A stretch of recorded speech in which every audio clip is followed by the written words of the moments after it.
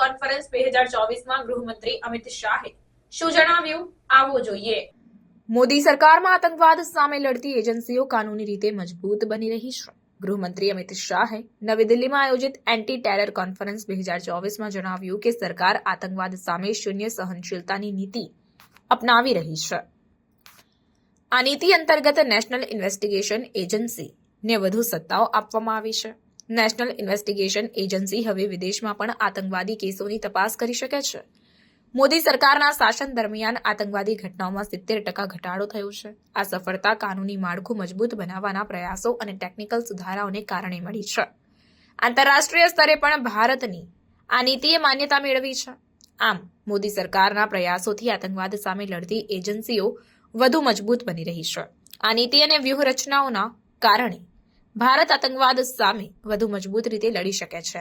આ રીતે મોદી સરકારના શાસન દરમિયાન કાનૂની રીતે મજબૂત બનેલી એજન્સીઓ आतंकवाद सामे लड़वामां वधु सक्षम बनी है।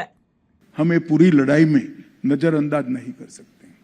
जब तक थाना पूर्ण रूप से आतंकवाद के खिलाफ लड़ने के लिए तैयार नहीं है, ये लड़ाई हम नहीं लड़ सकते। क्योंकि कोई भी सूचना हो वो थाने लेवल से ही आएगी, चाहे राज्यों की आईबी के पास आएगी, चाहे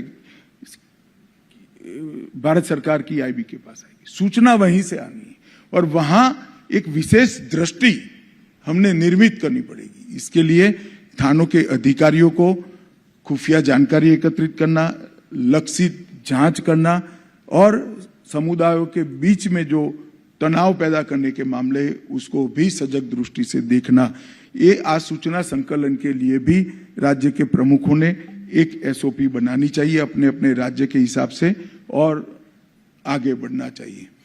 तकनीक के उपयोग से ट्रेन नहीं करेंगे, इसके खिलाफ हम नहीं लड़ सकते।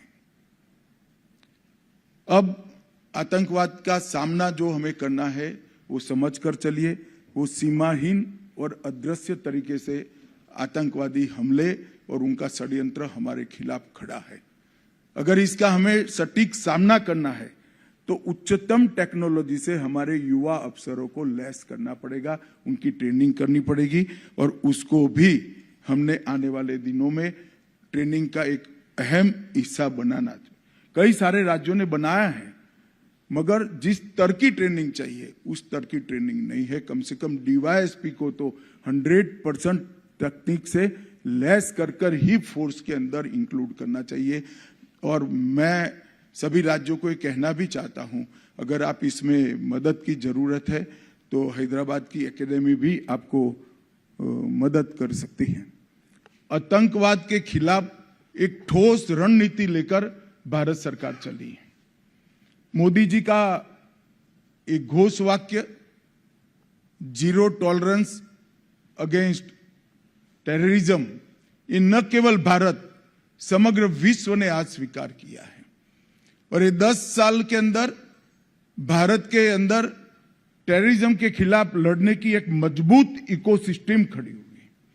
हालांकि बहुत कुछ करना बाकी है, परंतु 10 साल के काम का विहंगावलोकन करें तो संतोषजनक चित्र इस 10 साल में हमारे सामने खड़ा हुआ है और दुनिया भी मान रही है।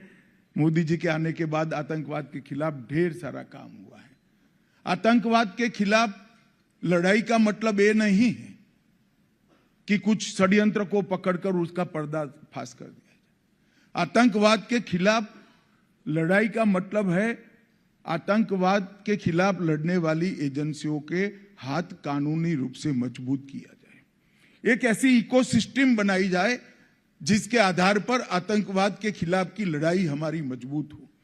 और मैं आज आप सभी को बताना चाहता हूं, क्योंकि पिसमिल होते जाता है, हम लोग इसको एक पेपर पर रखकर जब देखते हैं तभी मालूम पड़ता है कि कितना विराट काम ये 10 साल के हुआ है।